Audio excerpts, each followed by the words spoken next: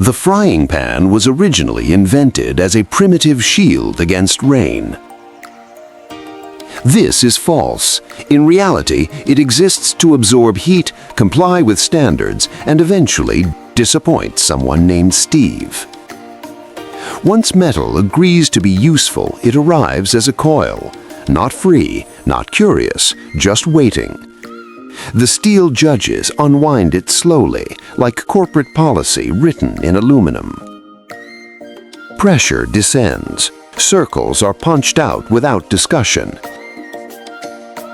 Each disc is approved by force. Gary observes the process. His role does not require belief, only confirmation. He learned the difference in 1994. Because the metal is still flat, it must be taught depth. It is pushed downward and stretched until it accepts a shallow identity. This process is referred to as forming, a neutral term chosen to avoid describing what is permanently lost. Excess edges are removed. Symmetry is enforced. The rim is curled inward, like an employee learning not to speak in meetings. Holes are drilled where a handle will later pretend to offer control. Lasers supervise everything. Susan checks alignment. She cannot tolerate instability. The pan is filthy with oil and past decisions, so it is washed.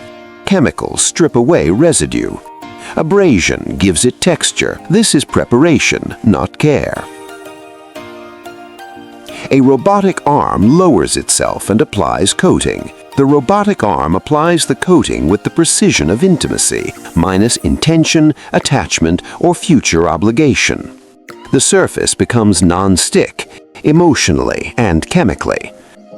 Overspray is captured. Nothing is wasted. Heat follows. The ovens burn away uncertainty. This is the cleansing of sins. Polymers cross-link. Meaning does not. Handles are attached with rivets. Pneumatic bursts confirm permanence. The pan can now be held, though it will never hold anything together. Finally, the pan is boxed. It will travel far to wait under a sink, beside a leaking pipe and a dead spider. Liability has been transferred.